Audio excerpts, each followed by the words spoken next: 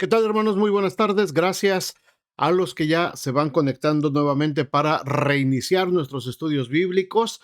Y este año vamos a empezar con la carta a los Efesios, una carta muy emocionante, una carta que habla de un tema totalmente actual en este tiempo, un tema que es de vital importancia para la iglesia, para que los cristianos entendamos de qué se trata precisamente la unidad dentro de la iglesia. Mucho hablamos de unidad, mucho se habla de unidad por todos lados, que la iglesia debe de estar unida, que las iglesias se deben de unir, pero tenemos que entender desde el punto de vista bíblico, desde el punto de vista teológico, a qué se refiere la Biblia, a qué se refiere la palabra de Dios con la unidad. No es solamente estar unidos en torno a un proyecto común, no es solamente unirnos y estar juntos conviviendo y pasar tiempo juntos y divirtiéndonos y tener convivencia, ¿verdad? Muchas veces la unidad se trata de eso, de que todos estemos juntos, de que participemos en la iglesia, de que todos nos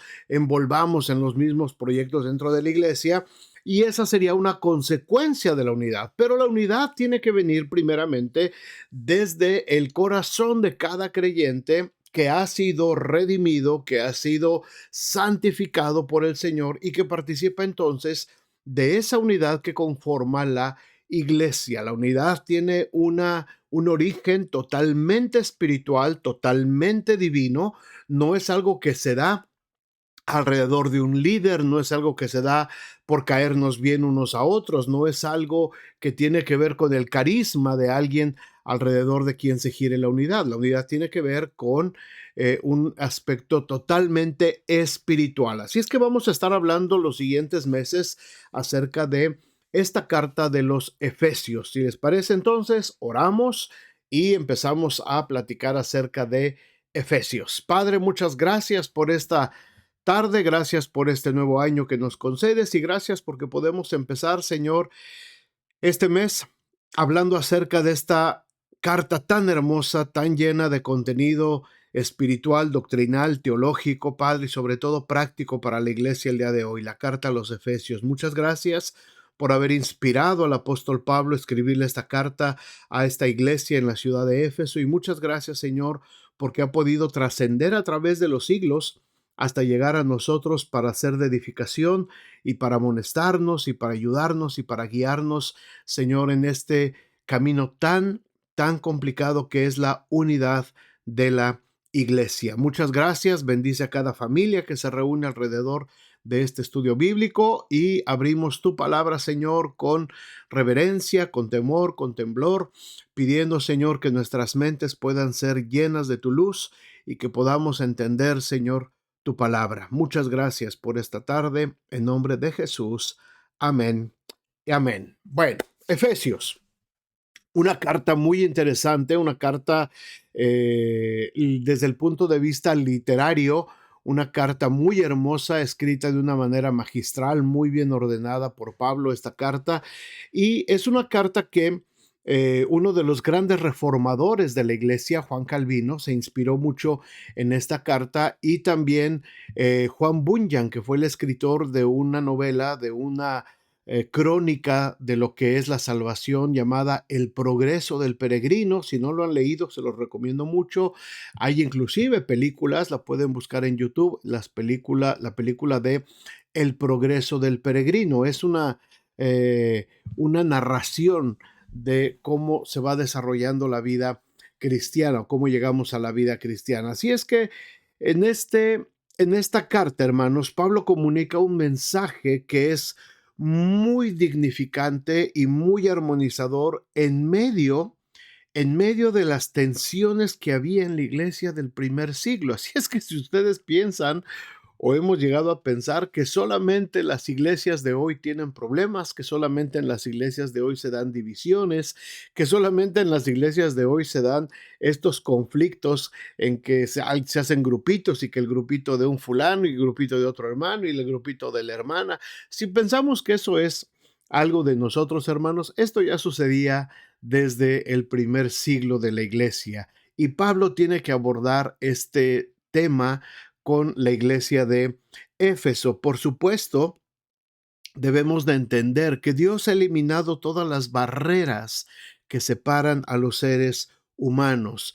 La carta de Efesios nos manda que la armonía se tiene que manifestar en todas las relaciones entre los cristianos, en nuestra vida cotidiana, en nuestras actividades, en nuestra forma de conducirnos unos con otros, tiene que haber la unidad. El individualismo, escuchen bien esto, hermanos, el individualismo ha minado la capacidad de conducirnos como parte de una congregación, pero Dios está creando una nueva comunidad para que ella manifieste un nuevo estilo de vida. El individualismo, cuando todo gira en torno solamente a una persona central. Este tipo de liderazgo es peligroso.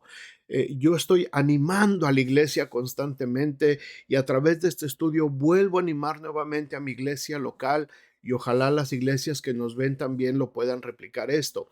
La iglesia no gira en torno al pastor, la iglesia no gira en torno a un líder, el grupo de varones no gira en torno al presidente de varones, el grupo de mujeres no gira en torno a la presidenta de las mujeres.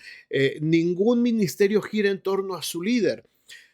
La iglesia gira en torno a Jesucristo y los directores, los líderes, los pastores estamos puestos solamente para coordinar el esfuerzo de todos.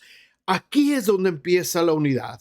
Cuando cada cristiano, cuando cada miembro de la iglesia entiende que la iglesia somos todos, que la iglesia la formamos todos, que la iglesia no camina solamente porque el pastor camine, la iglesia no funciona solamente porque algunos líderes tomen la iniciativa de caminar, la iglesia no camina solamente cuando un pequeño grupo decide hacer las cosas y el resto del grupo se convierte en espectadores solamente o en participantes pasivos. Participantes pasivos son los que pues llegan el domingo, ¿verdad? O a las reuniones de la iglesia los diferentes días, están en la reunión, participan ahí, cantan, alaban al Señor, dan sus ofrendas, dan sus diezmos, pero ahí se termina el compromiso con la iglesia. Esos son los participantes pasivos de la iglesia y los activos, por lo general, es solamente un pequeño grupo que está coordinando todos los eventos, está haciendo que todo funcione, se preocupan porque todas las cosas estén listas para cuando la iglesia se reúne pueda llegar. De eso se trata, hermanos, que cada vez más la iglesia se conforme de miembros activos y cada vez menos pasivos. Ahí es donde empieza la unidad. Cuando yo entiendo que yo soy parte de la iglesia, que la iglesia funciona porque yo soy parte activa de la iglesia y que debemos de entender nuestra función dentro de la iglesia. Por ejemplo, hemos tenido eventos últimamente donde pues hacemos una comida o algo para generar fondos para la construcción de nuestro templo aquí en la iglesia de South Bend. Algunos hermanos sencillamente no participan. ¿Por qué? Porque dicen, no, es que a mí no me gusta esa comida o yo no quiero comer aquí porque voy a ir a comer a tal lugar. No se trata de que te guste o no te guste la comida o de que tengas planes o que no tengas planes, sino que se trata de que entre todos juntos participamos, todos juntos cooperamos, todos juntos ayudamos para lograr un fin. Ahí es donde empezamos a ver a los cristianos activos y a los cristianos pasivos. Los pasivos tienen una participación muy limitada dentro de la iglesia y los activos son los que están haciendo que la iglesia funcione. Bueno, en la carta de Efesios, la carta que Pablo le escribe a la iglesia de Éfeso, se veía también un problema de separación. Estaban los judíos y estaban los gentiles. Así es que los judíos se sentían con más derecho por ser judíos y pensaban que el evangelio giraba en torno a ellos y que si los despreciables gentiles querían juntarse con ellos, bueno, les vamos a dar oportunidad siempre y cuando cumplan con las normas que nuestra religión nos pide. ¿Por qué? Porque Lo que estamos predicando, el cristianismo, nació en nuestra religión judía. Jesucristo era judío, así es que es hijo de Abraham, así es que los que quieran participar de la religión nueva que se está abriendo, de este nuevo movimiento, tendrán que participar y hacer lo que nosotros hacemos en nuestra religión. Y los gentiles entendían que no debía de ser así. Ellos decían, Jesucristo vino y no vino para seguir con las tradiciones de una religión. Él vino a romper las barreras de toda denominación, religión, forma de pensar. Así es que ese era el conflicto principal en la iglesia de Éfeso y por supuesto también en todas las iglesias alrededor de el Asia Menor donde se estaba compartiendo el evangelio. Ahora, recordemos que era el primer siglo de la historia, apenas eran los primeros 100 años de la historia de la iglesia cuando todo esto se está desarrollando. Aún así, hermanos, el problema de la unidad tenía que atacarse, el problema de la unidad tenía que hablarse y tenía que hablarse desde el punto de vista espiritual. Jesucristo vino para dar libertad tanto a judíos como a gentiles, tanto americanos como mexicanos, tanto mexicanos como centroamericanos, tanto centroamericanos como latinoamericanos, tanto latinoamericanos como africanos, tanto africanos como asiáticos. Jesucristo vino a romper todas las barreras. No hay rico ni esclavo, no hay pobre ni libre. Hay gente redimida por la sangre de Cristo. Y ahí es donde empieza, hermanos, la unidad. No es de que, no es el punto de que yo ahora soy parte de este grupo, yo soy parte de este otro grupo. Es que yo me llevo con tal líder y yo me llevo con tal líder y entonces hacemos nuestros grupitos. Eso no tiene nada que ver con esto, hermanos. La unidad tiene que ver con entender que en Cristo todos tenemos los mismos privilegios, los mismos derechos, las mismas responsabilidades y que Cristo vino para darnos libertad a todos, a todos. Y esa libertad, esa salvación nos compromete a mantener una unidad con todos aquellos que han creído lo mismo. Bueno, Pablo es el autor de esta carta a los Efesios, la iglesia que se encontraba en una de las ciudades más importantes de la provincia romana de Asia. Éfeso quedaba cerca del mar Egeo en el Asia Menor, en la región que actualmente es el país que conocemos como Turquía. En su tercer viaje misionero, el apóstol Pablo había predicado y enseñado aproximadamente por 3 años en esa ciudad y así es como se establece esta iglesia. Se cree que Timoteo llegó a ser pastor de esta iglesia. Pablo dejó encargado a Timoteo de esta iglesia. Así es que cuando Pablo estaba encarcelado, escribió esta carta. Cuando estuvo pasando por la cárcel, en el año 60 o 61 después de Cristo fue cuando se escribe esta carta. Así es que fíjense, tenía la iglesia apenas de fundada poquito menos de 30 años, ¿verdad? Porque Cristo murió a los 33 años, así es que estamos hablando del año 60, menos de 30 años tenía la iglesia de estar funcionando. Nosotros ya tenemos 2000 años y seguimos padeciendo de la falta de unidad dentro de la iglesia. ¿Cuál es el propósito? El tema principal de esta carta. Esta carta nos enseña que la preocupación que motivó a Pablo es muy específica y es un mensaje muy práctico. Él estaba preocupado por el problema que más agobiaba a las congregaciones cristianas desde que se habían empezado a fundar, que los creyentes de trasfondos distintos tienen que aprender a convivir y servir a Dios en unidad y armonía dentro de la nueva comunidad, ¿verdad? Pablo insiste a lo largo de esta carta, os ruego que andéis, lo repite varias veces, lo vamos a estar viendo, os ruego que andéis y habla acerca de que tenemos que movernos con humildad, con mansedumbre, soportarnos con paciencia los unos a los otros, en amor, solícitos en guardar la unidad del espíritu en el vínculo de la paz. Estas tensiones que había, hermanos, en este tiempo entre gentiles y judíos eran a veces muy duras, eran muy fuertes. Los judíos se sentían todavía con esa soberbia, ¿verdad? Como dueños del evangelio, como dueños de toda la verdad absoluta, y el que viniera a ellos, como les dije hace un momento, tenía que pasar por todos los ritos y todas las liturgias que ellos estaban pasando. Y esto no era así. Desde que Pedro tuvo aquella visión, si ustedes se acuerdan en Hechos capítulo 10 y 11, Pedro tiene esa visión y el Señor le dice: Pedro, no llames inmundo a lo que Dios creó. Y entonces lo manda a la casa del centurión Cornelio, donde el Espíritu Santo se derrama también sobre estos hombres que no eran judíos, eran gentiles, eran de origen romano. Posteriormente, Felipe también va a Samaria, la región de Samaria, donde el Espíritu Santo se derrama cuando Juan y Pedro vienen y oran por los hermanos sobre los samaritanos. Así es que el Señor estaba dejando muy claro esto, hermanos. No hay diferencia, no hay barreras sociales, no hay barreras étnicas, no hay barreras ideológicas entre unos y otros. Todos somos iguales delante de los ojos de Dios. La salvación aplica para cada uno de nosotros. Hay muchos privilegios que tenemos como hijos de Dios. Hay muchas bendiciones que recibimos de parte de Dios.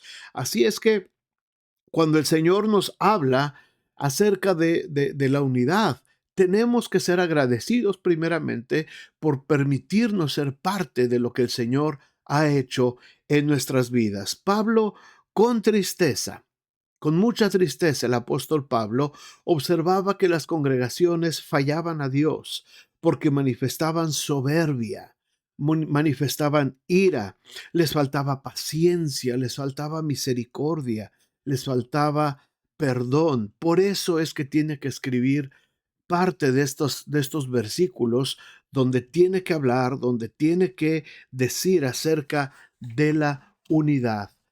¿Quién tiene la iniciativa acerca de esta unidad? Dios. Solamente el Señor es el que tiene la iniciativa de buscarnos, el que tiene la iniciativa de unirnos y de pegarnos a ese tronco principal que es ahora la iglesia. Vamos a ver entonces, hermanos, los primeros versículos de esta carta. Vamos a empezar con el capítulo 1.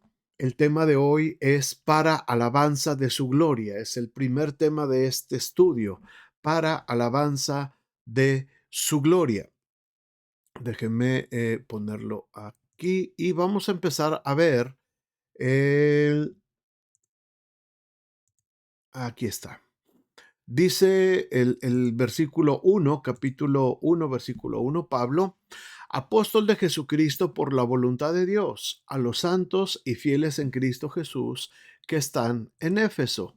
Gracia y paz a vosotros de Dios nuestro Padre y del Señor Jesucristo. En esta, en estos dos primeros versículos, en esta salutación, hermanos, tenemos tres cosas muy importantes que tenemos que ver primero. El apostolado de Pablo. Pablo empieza diciendo, Pablo apóstol de Jesucristo, por la voluntad de Dios. ¿Por qué era importante que Pablo destacara su apostolado en este primer versículo? Porque mucha gente creía que solamente los 12 discípulos primeros originales eran los que tenían derecho a llamarse apóstoles. Ahora, Pablo no está buscando, y esto es bien importante que lo entendamos, Pablo no está buscando aquí solamente un título. Pablo lo que está hablando aquí es de la autoridad espiritual dada por el Señor para que Él sea el emisario a las iglesias, para que Él pueda con autoridad enseñar lo que el Señor le ha revelado primero a Él. Por eso es importante que Pablo establezca que Él fue apóstol por la voluntad del Señor. Él no se eligió a sí mismo apóstol. Los apóstoles no lo eligieron a él como por suerte se eligieron a Matías para sustituir a Judas. Pablo fue nombrado directamente por el Señor Jesús para poder dar el mensaje de salvación y con la autoridad que se requería, con la investidura que se requería para que las iglesias recibieran el mensaje de salvación. Ahora, la segunda cosa que vemos en el primer versículo es que Pablo les llama también ahí que son en el primer versículo, perdón, aquí está, se los vuelvo a poner. Dice a los santos y fieles en Cristo. Les da dos descripciones. Son santos y son fieles. ¿Por qué son santos y son fieles? El término santo nos recuerda que el propósito de Dios no se cumple a menos que seamos un instrumento útil en sus manos. Es decir, hemos sido apartados, por eso nos llama santos y por eso Pablo le recalca a los hermanos de Éfeso que ellos son santos, que no se les olvide.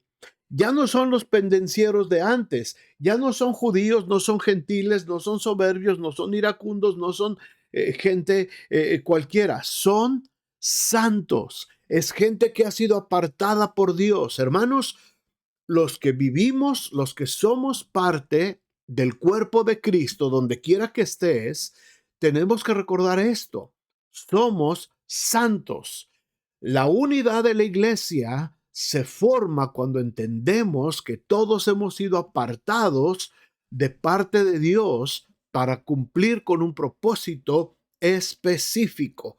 No solamente santos, sino que también dice que somos fieles. Es decir, la palabra fieles tiene un significado de creyentes, santos y creyentes, porque estamos unidos en Cristo Jesús. Creemos en un mismo Dios, concepto que se encuentra mencionado 5 veces a lo largo de los primeros 14 versículos. Algunos manuscritos griegos no contienen la frase en Éfeso. ¿Por qué? Porque esta carta se fue transcribiendo para muchas otras iglesias y se le dio el sentido más universal. Después habla acerca de otra en el versículo 2, si se dan cuenta en la salutación del versículo 2, habla de gracia y paz a vosotros, de Dios nuestro Padre y del Señor Jesucristo. Gracia y paz combinan dos clases de saludos, el saludo griego y el saludo oriental, ahora con un significado cristiano más profundo. El saludo gracia expresa el deseo de que Dios manifieste de manera total su favor y el saludo paz desea el bienestar total, la tranquilidad de corazón, la armonía con otros y con Dios, así como la prosperidad en lo espiritual, en lo físico y por supuesto también en lo material. Y esto es bien importante, hermanos, porque muchas veces se está buscando solamente el énfasis en lo material, en lo emocional. No, no. La gracia y la paz del Señor vienen primeramente en el contexto espiritual. Si no hay gracia, si no hay paz de parte de Dios en nosotros, hermanos, nuestras emociones, nuestros aspectos, nuestro background, nuestro contexto material, emocional, va a fracasar, va a fracasar. No podemos pretender llegar a la iglesia buscando solamente lo material. No podemos pretender llegar buscando solamente lo emocional, sentirnos bien, que me hagan sentir bien. Voy a fracasar. Tengo que llegar a la iglesia buscando primeramente la renovación y la restauración espiritual, mi comunión con Dios.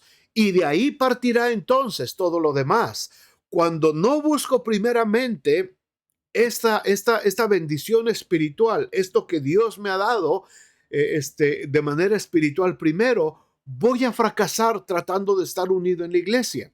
cuando solamente estoy en lo emocional, solamente estoy viendo lo que pasa con la gente alrededor, solamente estoy viendo quién se equivoca, quién me ofende, quién me falta el respeto, quién me saluda, quién no me saluda, y solamente estoy buscando las cosas emocionales y terrenales, porque no he entendido que el primer aspecto al llegar a la iglesia, al integrarme a la iglesia, es mi trasfondo espiritual.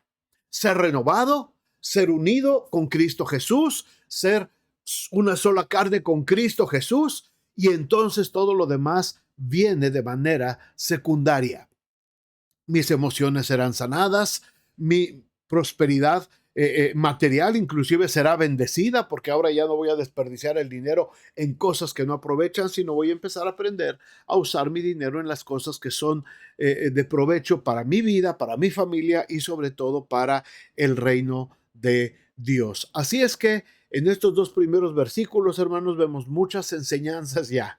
Empezamos a ver profundidades que está hablando Pablo y vamos a ver el versículo 3. Dice el versículo 3, dejando ya los saludos. Bendito sea el Dios y Padre de nuestro Señor Jesucristo, que nos bendijo con toda bendición espiritual en los lugares celestiales en Cristo. Vean bien este versículo, hermano, léalo con calma ahí en su casa donde está usted.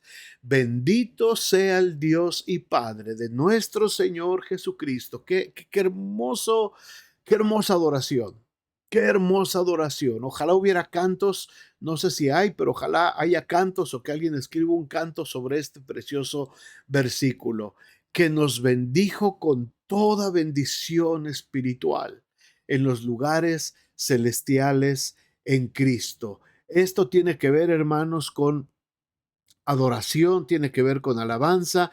En los siguientes versículos va a estar hablando el apóstol Pablo acerca de lo que somos nosotros creados para alabanza de su gloria. Y en estos versículos van a empezar a aparecer todas estas expresiones de adoración que el Señor tiene para nosotros. Ahora, tenemos que entender, hermanos, tenemos que entender también en este versículo 3 que la bendición del creyente,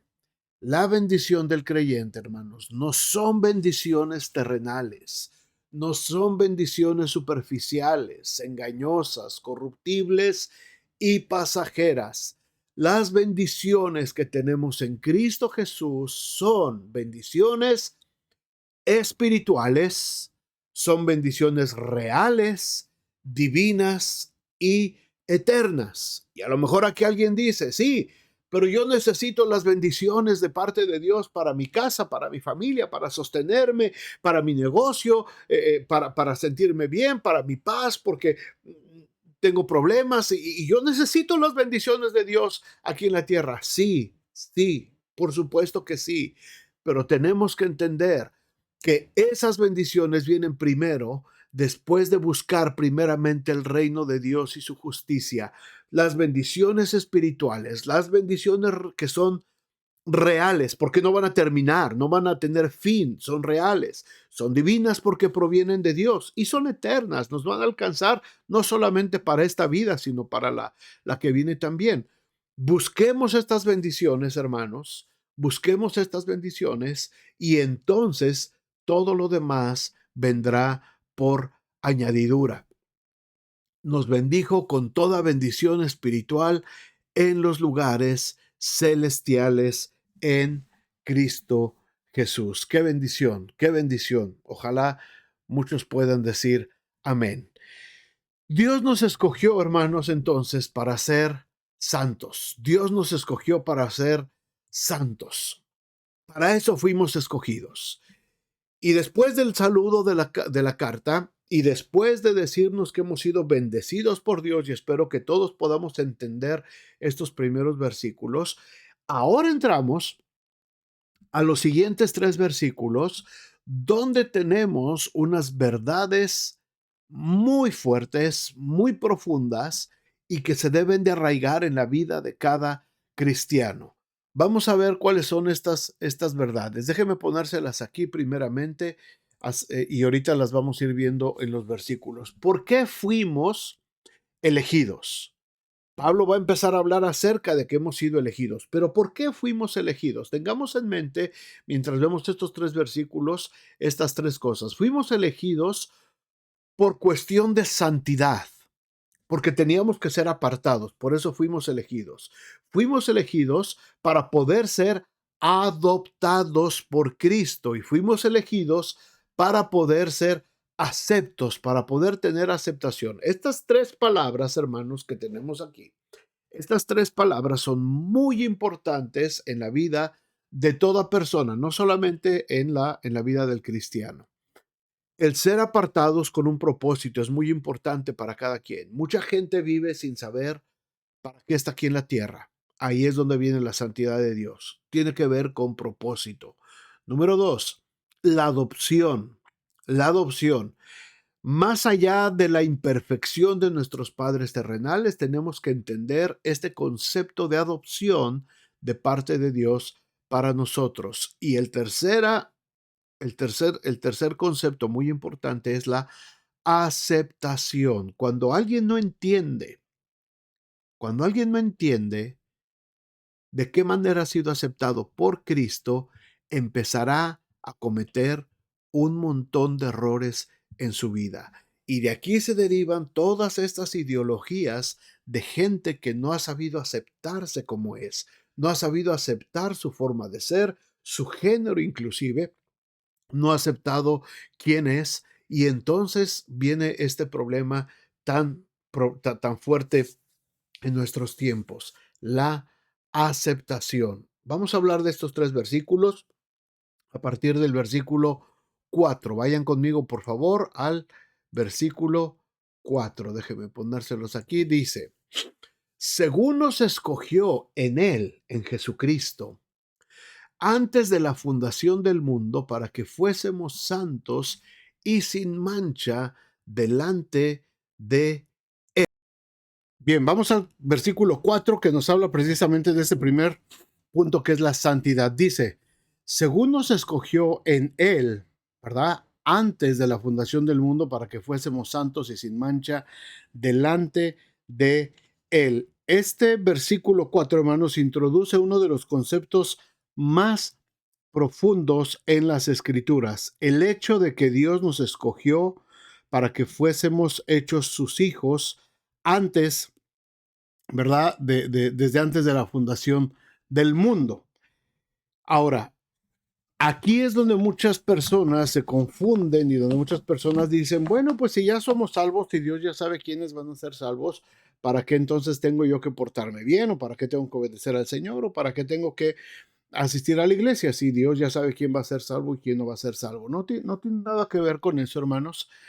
Tiene que ver con el hecho de que el Señor, antes de la fundación del mundo, creó al ser humano con el propósito de ser santos y sin mancha delante de Él. Nos creó a todos nosotros con ese propósito. Ahora, el hecho de que nosotros decidamos obedecer al Señor, que decidamos seguir el camino que el Señor nos dio, seguir este camino de santidad que el Señor nos dio, ya es una cuestión donde entra la decisión del hombre.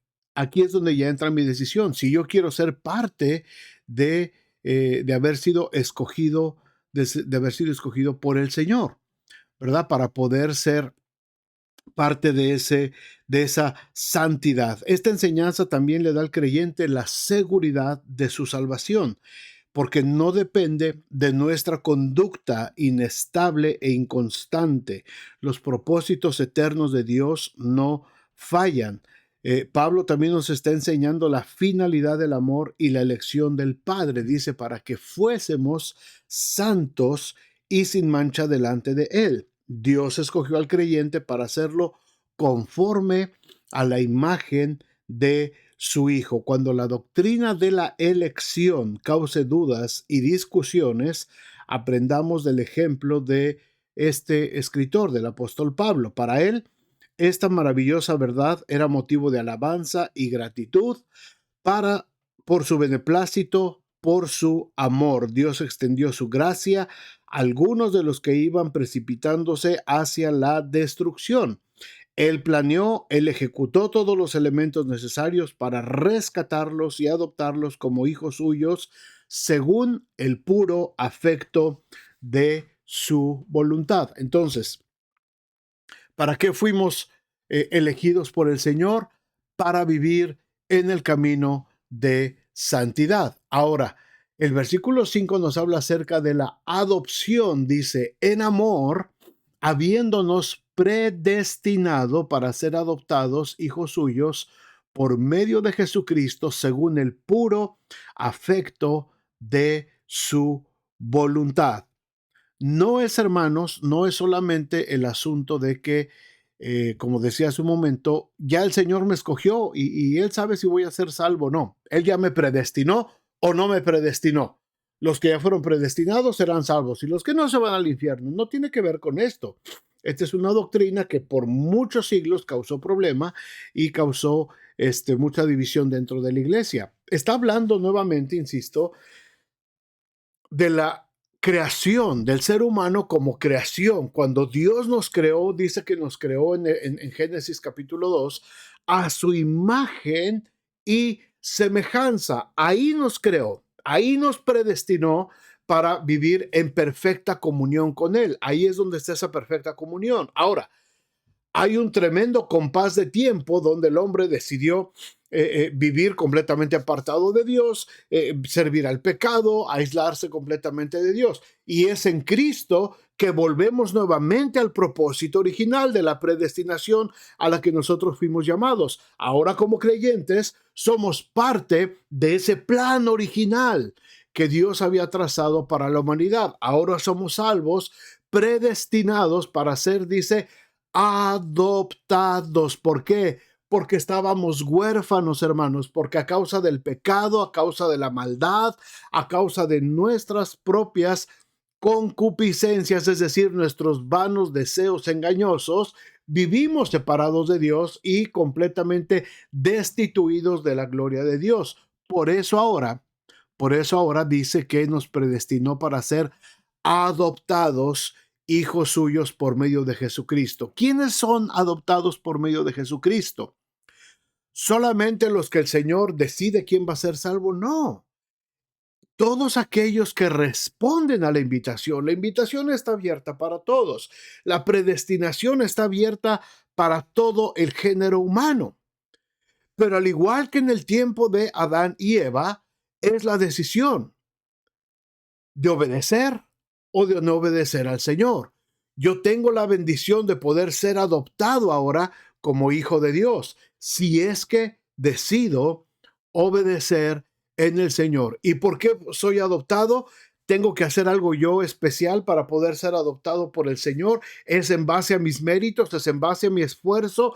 Tengo que cooperar con algo para mi salvación. No, dice aquí, según el puro afecto de su voluntad. Solamente fue voluntad del Señor adoptarnos. Solamente fue por su pura gracia que nos adoptó en Cristo. Así es que tenemos que entender esto, hermanos. Fuimos elegidos para vivir en un camino de santidad. Fuimos elegidos para ser adoptados por el Señor. Pero un versículo también muy importante y que revela algo muy trascendental para el ser humano. Versículo 6.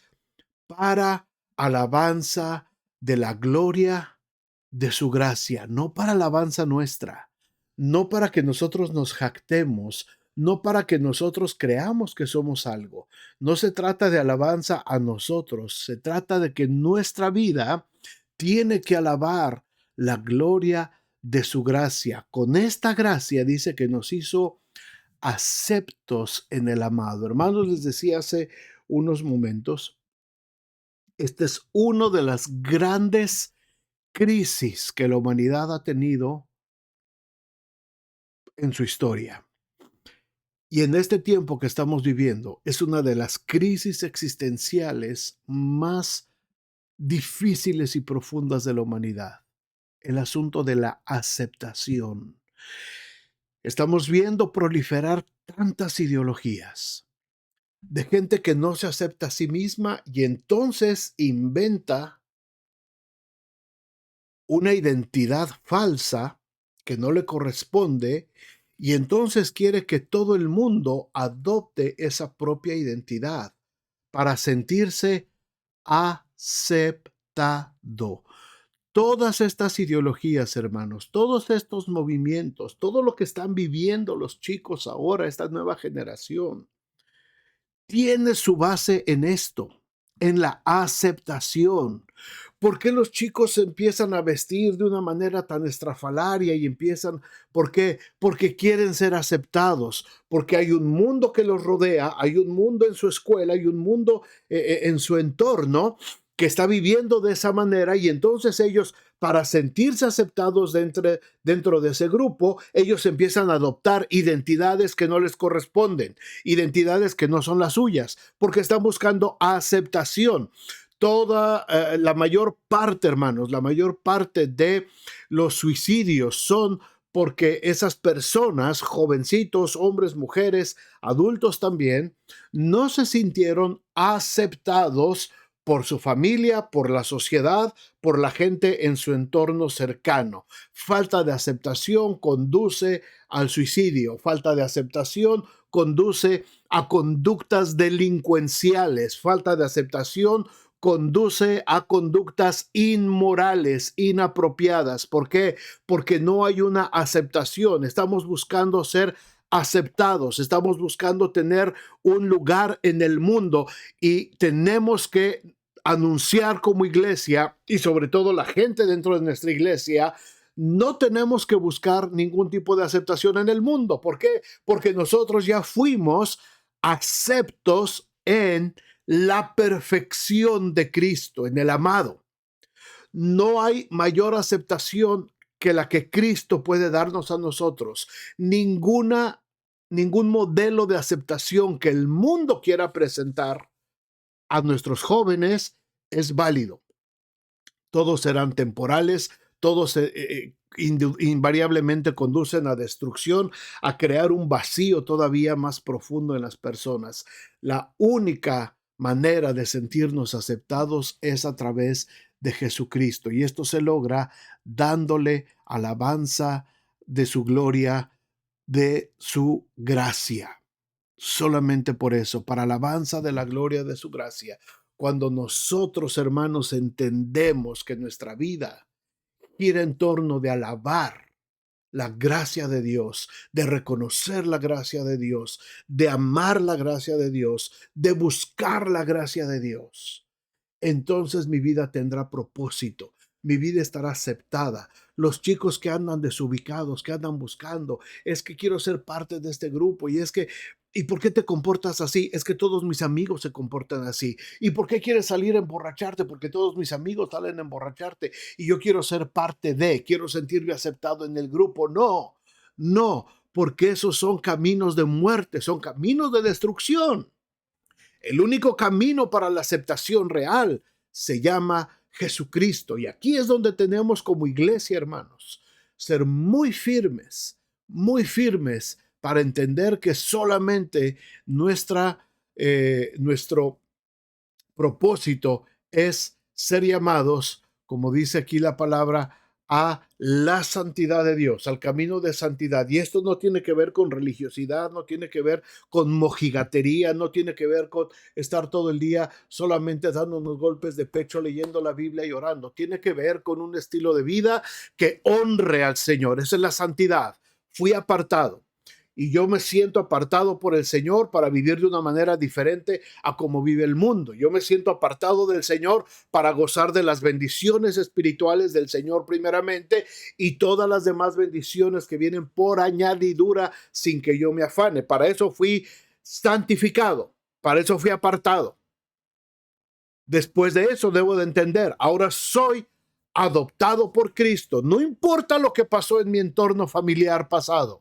No importa lo que viví, no importa mi contexto familiar, no importa si fui muy amado en mi caso, si fui despreciado, si mi padre me abandonó o si mi padre fue mi gran amigo. No importa la manera en cómo crecí, si me crió la abuelita, si me crió la tía. No tiene nada que ver eso. Ahora pertenezco, soy adoptado en Cristo, tengo una perfecta familia en Cristo, una perfecta familia llamada iglesia.